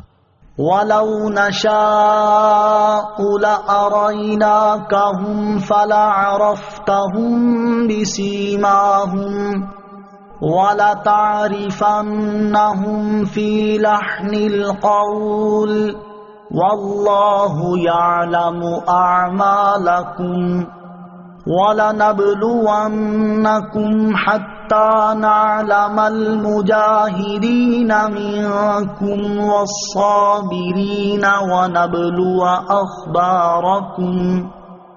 ترجمہ: اور اگر ہم چاہتے تو تمہیں وہ منافقین دکھا دیتے تو تم انہیں ان کی صورت سے پہچان لیتے، اور ضرور تم انہیں گفتگو کے انداز میں پہچان لوگے، اور اللہ تمہارے اعمال جانتا ہے، اور ضرور ہم تمہیں آزمائیں گے یہاں تک کہ ہم تم میں سے جہاد کرنے والوں اور صبر کرنے والوں کو دیکھ لیں اور تمہاری خبریں آزما لیں۔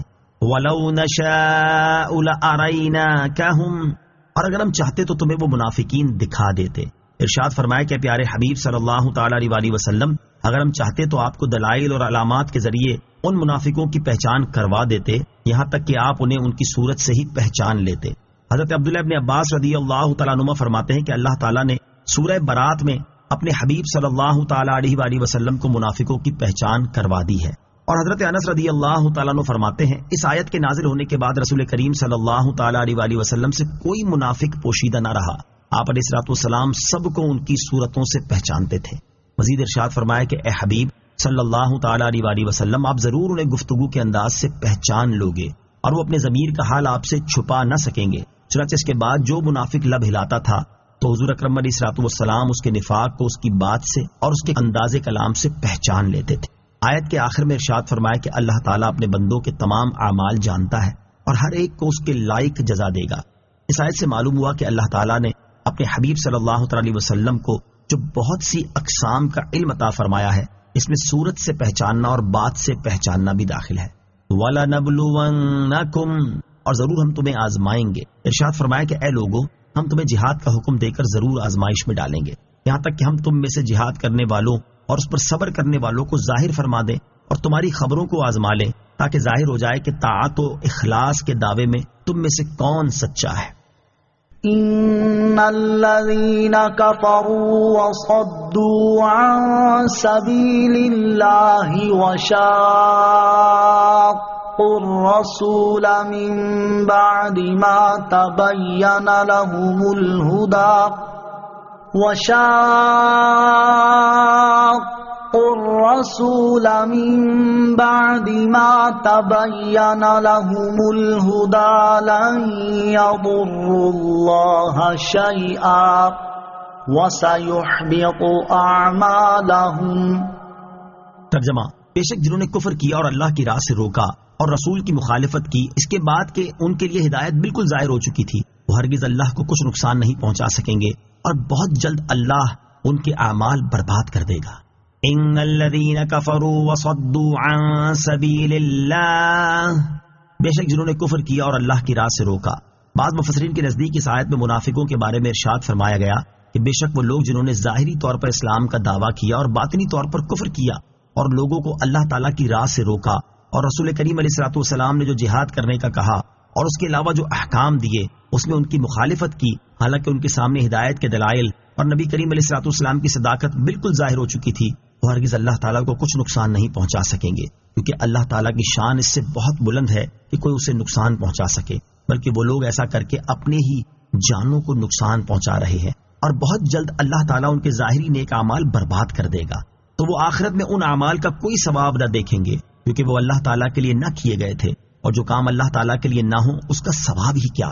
بعض مفسرین نے اس آیت کا شان نزول یہ بیان کیا ہے کہ جب کفار قریش جنگ بدر کے لیے نکلے تو وہ سال قحط کا تھا، اور لشکر کا کھانا قریش کے دولت مند افراد نے ہر پڑاؤ پر اپنے ذمے لے لیا تھا۔ مکہ مکرمہ سے نکل کر سب سے پہلا کھانا ابو جہل کی طرف سے تھا، جس کے لیے اس نے 10 اونٹ ذبح کیے تھے، پھر صفوان نے عثفان کے مقام میں 9 اونٹ، پھر سہل نے قدید کے مقام میں 10 اونٹ ذبح کیے۔ یہاں سے وہ لوگ سمندر کی طرف پھر گئے اور رستہ گم ہو گیا، تو ایک دن ٹھہرے رہے، وہاں شیبہ کی طرف سے کھانا ہوا اور 9 اونٹ ذبح ہوئے، پھر ابوا کے مقام میں پہنچے، وہاں مکیس جمحی نے 9 اونٹ ذبح کیے۔ حضرت عباس کی طرف سے بھی دعوت ہوئی، اس وقت تک آپ مشرف باسلام نہ ہوئے تھے، آپ کی طرف سے 10 اونٹ ذبح کیے گئے، پھر حارث کی طرف سے 9 اور ابو البختری کی طرف سے بدر کے چشمے پر 10 اونٹ ذبح ہوئے۔ ان کھانا دینے والوں کے بارے میں یہ آیت نازل ہوئی. اس صورت میں آیت کا معنی یہ ہوگا کہ بے شک وہ لوگ جنہوں نے خود کفر کیا اور دوسروں کو اللہ تعالیٰ کے دین اسلام میں داخل ہونے سے روکا اور رسول کریم علیہ الصلوۃ والسلام کی رسالت کا حق ہونا بالکل ظاہر ہونے کے بعد ان کی مخالفت کی، وہ اپنے کفر اور لوگوں کو روکنے کے ذریعے ہرگز اللہ عز و جل کو کچھ نقصان نہیں پہنچا سکیں گے، اور بہت جلد اللہ تعالیٰ ان کے وہ اعمال برباد کر دے گا جو انہوں نے اللہ تعالیٰ کے دین کو مٹانے اور نبی کریم علیہ الصلوۃ والسلام کی مخالفت میں کیے ہیں، چنانچہ وہ اپنے مقاصد کو پورا نہیں کر سکیں گے. یا ایھا الذین آمنوا اطیعوا اللہ واطیعوا الرسول ولا تبطلوا اعمالکم. ترجمہ: اے ایمان والو، اللہ کا حکم مانو اور رسول کا حکم مانو اور اپنے اعمال باطل نہ کرو. یا ایھا الذین آمنوا اطیعوا اللہ، اے ایمان والو اللہ کا حکم مانو. اس سے پہلی آیت میں بیان ہوا کہ کافروں نے حضور اقدس صلی اللہ تعالیٰ علیہ وسلم کی مخالفت کی، اور اس آیت میں ایمان والوں کو حکم دیا جا رہا ہے کہ وہ اللہ تعالیٰ اور اس کے رسول صلی اللہ تعالیٰ علیہ وسلم کی اطاعت کرتے رہیں. چنانچہ اس آیت میں پہلے یہ ارشاد فرمایا گیا کہ اے ایمان والو، تم جو اللہ تعالیٰ اور اس کے رسول علیہ الصلوۃ والسلام پر ایمان لائے ہو اور ان کی اطاعت کرتے ہو، اس ایمان اور اطاعت پر قائم رہو. اس کے بعد ارشاد فرمایا کہ ریاکاری یا منافقت کر کے اپنے اعمال باطل نہ کرو، کیونکہ اللہ تعالیٰ اسی عمل کو قبول فرماتا ہے جو ریاکاری اور نفاق سے خالی ہو اور صرف اللہ تعالیٰ کی رضا حاصل کرنے کے لیے کیا گیا ہو. عمل کو باطل کرنا منع ہے. اس آیت میں عمل کو باطل کرنے کی ممانعت فرمائی گئی ہے. لہٰذا آدمی جو عمل شروع کرے، خواہ وہ نفلی نماز یا روزہ یا کوئی اور ہی عمل ہو، اس پر لازم ہے کہ اس کو باطل نہ کرے بلکہ اسے پورا کرے. نیک اعمال کو برباد کر دینے والے اعمال. یہاں آیت کی مناسبت سے ہم 6 ایسے اعمال ذکر کرتے ہیں جو نیک اعمال کو باطل اور برباد کر دیتے ہیں، تاکہ لوگ ان سے بچیں اور اپنے اعمال کو برباد ہونے سے بچائیں. نمبر 1، کفر و شرک. چنانچہ اللہ تعالیٰ ارشاد فرماتا ہے والذین کذبوا بآیاتنا ولقاء الآخرة حبطت اعمالهم هل یجزون الا ما كانوا يعملون.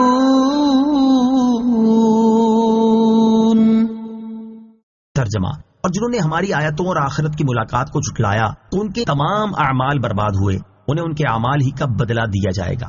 اور ارشاد فرماتا ہے قل هل ننبئكم بالأخسرين أعمالا الذين ضل سعيهم في الحياة الدنيا وهم يحسبون أنهم يحسنون صنعا أولئك الذين كفروا بآيات ربهم ولقائه فحبطت أعمالهم فلا نقيم لهم يوم القيامة وزنا ذلك جزاؤهم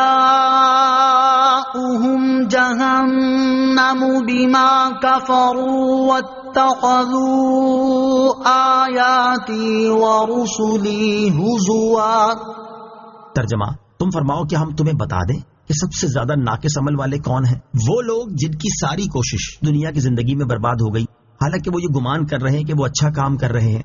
یہی وہ لوگ ہیں جنہوں نے اپنے رب کی آیات اور اس کی ملاقات کا انکار کیا تو ان کے سب اعمال برباد ہو گئے. بس ہم ان کے لیے قیامت کے دن کوئی وزن قائم نہیں کریں گے.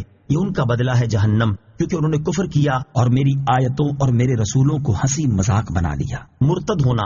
چنانچہ اللہ تعالیٰ ارشاد فرماتا ہے وَمَن يَرْتَدِدْ مِنكُمْ عَن دِينِهِ فَيَمُتْ وَهُوَ كَافِرٌ فَأُولَئِكَ حَبِطَتْ أَعْمَالُهُمْ فِي الدُّنْيَا وَالْآخِرَةِ وَأُولَئِكَ أَصْحَابُ النَّارِ هُمْ فِيهَا خَالِدُونَ.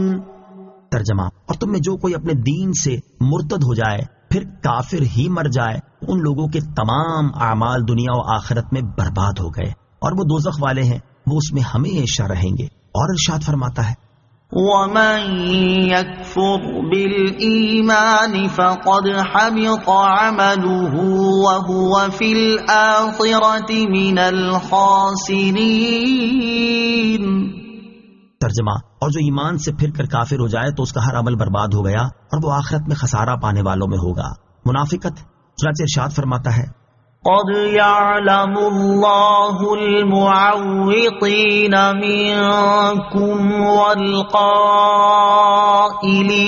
لإخوانهم هلم إلينا ولا يأتون البأس إلا قليلا أشحة عليكم فَإِذَا جَاءَ الْخَوْفُ رَأَيْتَهُمْ يَنظُرُونَ إِلَيْكَ تَدُورُ أَعْيُنُهُمْ كَالَّذِي يُغْشَى عَلَيْهِ مِنَ الْمَوْتِ فَإِذَا ذَهَبَ الْخَوْفُ سَلَقُوكُمْ بِأَلْسِنَةٍ حِدَادٍ أَشِحَّةً عَلَى الْخَيْرِ أُولَئِكَ لَمْ يُؤْمِنُوا فَأَحْبَطَ اللَّهُ أَعْمَالَهُمْ وَكَانَ ذَلِكَ عَلَى اللَّهِ يَسِيرًا۔ ترجمہ، بے شک اللہ تم میں سے ان لوگوں کو جانتا ہے جو دوسروں کو جہاد سے روکتے ہیں اور اپنے بھائیوں سے کہتے ہیں ہماری طرف چلے آؤ، اور وہ لڑائی میں تھوڑے ہی آتے ہیں، تمہارے اوپر بخل کرتے ہوئے آتے ہیں، پھر جب ڈر کا وقت آتا ہے تو تم انہیں دیکھو گے کہ تمہاری طرف یوں نظر کرتے ہیں کہ ان کی آنکھیں گھوم رہی ہیں جیسے کسی پر موت چھائی ہوئی ہو، پھر جب ڈر کا وقت نکل جاتا ہے تو مال غنیمت کی لالچ میں تیز زبانوں کے ساتھ تمہیں تانے دینے لگتے ہیں۔ یہ لوگ ایمان لائے ہی نہیں ہیں تو اللہ نے ان کے اعمال برباد کر دیے اور یہ اللہ پر بہت آسان ہے۔ نمبر 4، نبی کریم علیہ الصلوۃ والسلام کی بارگاہ میں آواز بلند کرنا، چنانچہ اللہ تعالیٰ ارشاد فرماتا ہے یا ایھا الذین آمنوا لا ترفعوا اصواتکم فوق صوت النبی ولا تجهروا له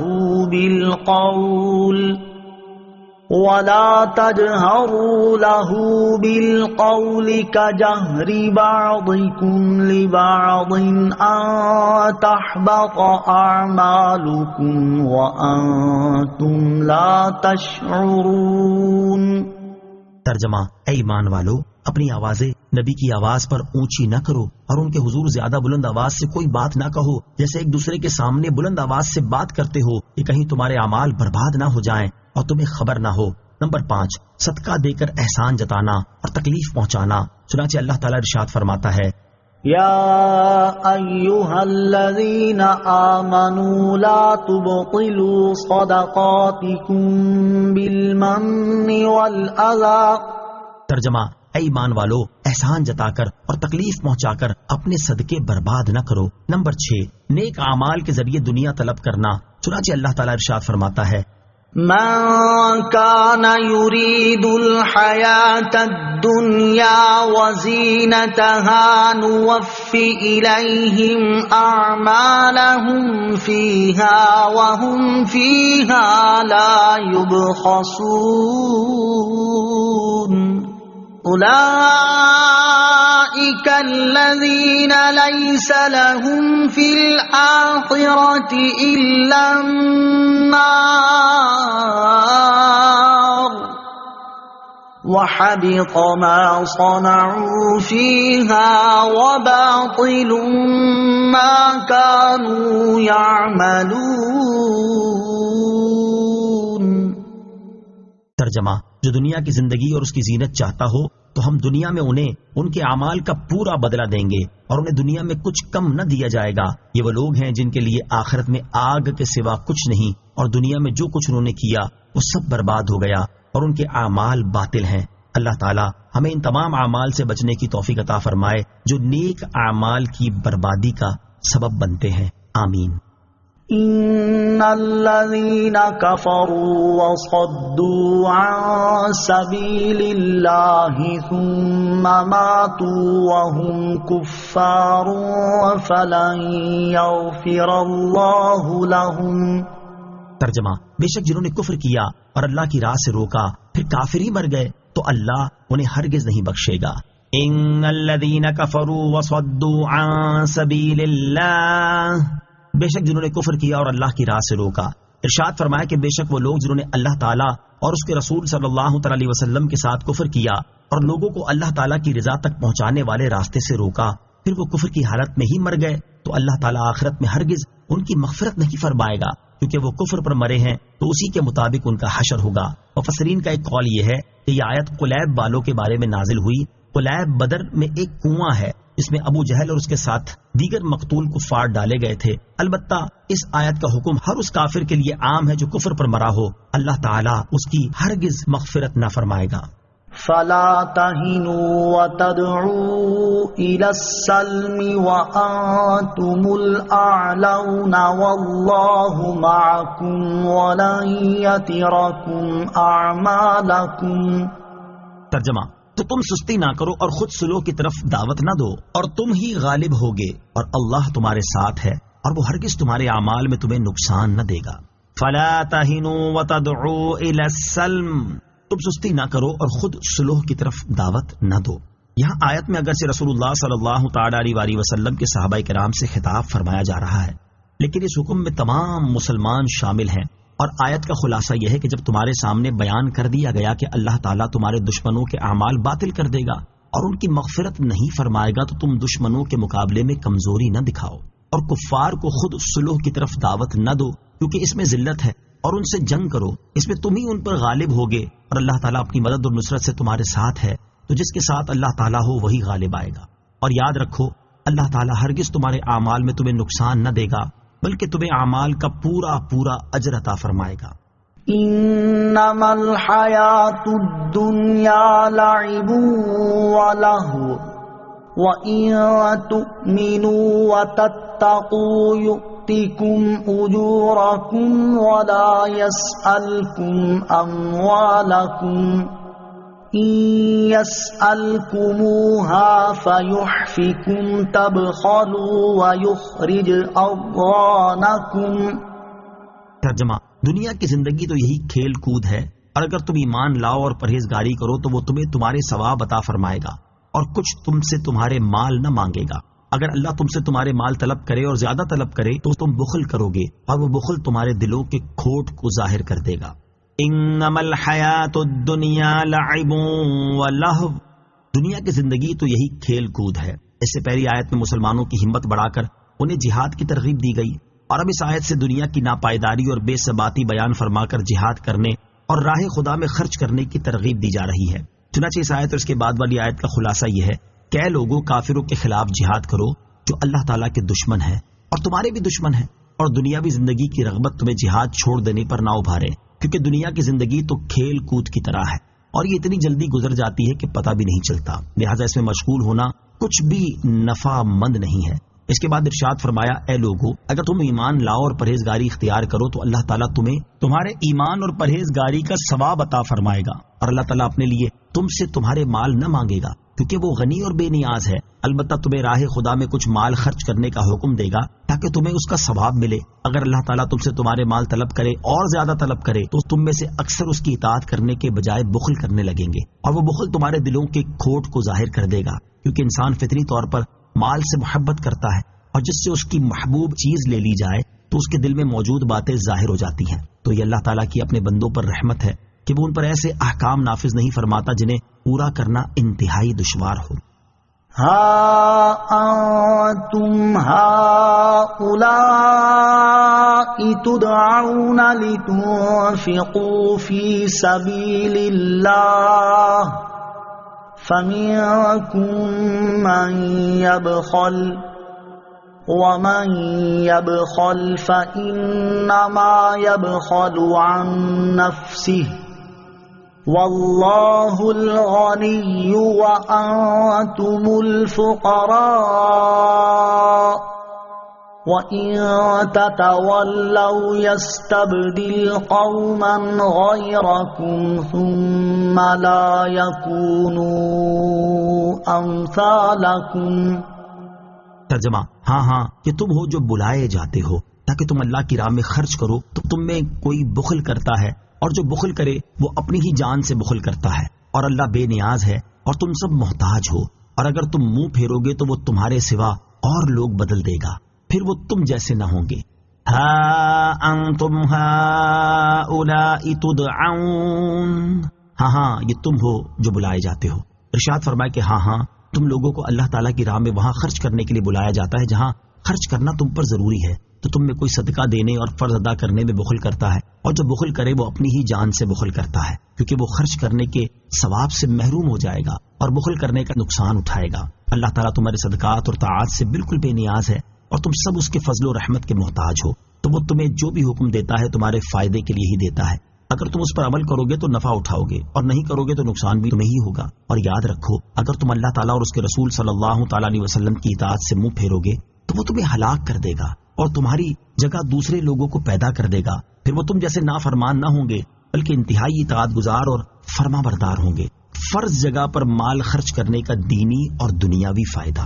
یاد رہے کہ بعض مقامات پر مال خرچ کرنا اللہ تعالیٰ نے فرض فرمایا ہے، جیسے حقدار کو زکوٰۃ دینا، اور یہ اس وجہ سے ہرگز نہیں ہے کہ اللہ تعالیٰ کو لوگوں کے مال کی حاجت ہے، کیونکہ اللہ تعالیٰ تمام حاجتوں سے بے نیاز ہے، بلکہ بندے ہی ہر طرح سے اس کے محتاج ہیں۔ اور اللہ تعالیٰ نے ان پر جو مال خرچ کرنا فرض فرمایا اس میں بندوں کا ہی دینی اور دنیاوی فائدہ ہے۔ دینی فائدہ تو یہ ہے کہ مال خرچ کرنے کی صورت میں وہ ثواب کے حقدار ٹھہریں اور نہ خرچ کرنے کے وبال سے بچ جائیں گے، جبکہ دنیاوی فائدہ یہ ہے کہ اگر اپنے معاشرے کے غریب اور مفلوق الحال لوگوں کو زکوٰۃ ملے گی تو انہیں معاشی سکون نصیب ہوگا، معاشرے سے غربت اور محتاجی کا خاتمہ ہوگا۔ اسلام کے ابتدائی زمانے میں ایک دور ایسا آ چکا ہے جس میں مالدار مسلمان اسلام کے احکام پر پوری طرح عمل کرتے ہوئے اپنی زکوٰۃ وغیرہ غریب مسلمانوں پر خوب خرچ کیا کرتے تھے، جس کی وجہ سے مسلمانوں میں غربت کا خاتمہ ہوا اور مسلمانوں نے ترقی کی بلندیوں کو چھوا۔ اور اسلام کے آخری زمانے میں بھی ایک وقت ایسا آئے گا جس میں مسلمان اتنے مالدار ہو جائیں گے کہ ان میں بڑی مشکل سے زکوٰۃ لینے والا ملے گا، جیسا کہ حضرت حارثہ بن وہب رضی اللہ تعالیٰ عنہ سے روایت ہے۔ رسول کریم صلی اللہ تعالیٰ علیہ وسلم نے ارشاد فرمایا، صدقہ کرو، کیونکہ تم پر ایک ایسا زمانہ آئے گا کہ ایک شخص اپنا صدقہ لے کر چلے گا تو کوئی اسے قبول کرنے والا نہ ملے گا۔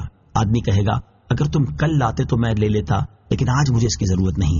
آج بھی اگر ہمارے معاشرے کے مالدار مسلمان اپنی زکوٰۃ ہی صحیح طور پر اپنے ملک کے غریبوں کو دے دیں، شاید اس ملک میں کوئی غریب نہ رہے، اور غربت کے باعث آج معاشرے میں جو بد امنی پھیلی ہوئی ہے وہ ختم ہو جائے اور پورا ملک امن و سکون کا گہوارہ بن جائے۔ بخل کرنے کا دینی اور دنیاوی نقصان۔ بخل کرنے کے بہت سے دینی اور دنیاوی نقصانات ہیں، ہم یہاں اس کے 5 دینی اور 6 دنیاوی نقصانات ذکر کرتے ہیں تاکہ لوگ بخل کرنے سے بچیں۔ چنانچہ اس کے دینی نقصانات یہ ہیں۔ نمبر 1، بخل کرنے والا کبھی کامل مومن نہیں بن سکتا، بلکہ کبھی بخل ایمان سے بھی روک دیتا ہے اور انسان کو کفر کی طرف لے جاتا ہے، جیسے قارون کو اس کے بخل نے کافر بنا دیا۔ نمبر 2، بخل کرنے والا گویا کہ اس درخت کی شاخ پکڑ رہا ہے جو اسے جہنم کی آگ میں داخل کر کے ہی چھوڑے گی۔ نمبر 3، بخل کی وجہ سے جنت میں داخل ہونے سے روکا جا سکتا ہے۔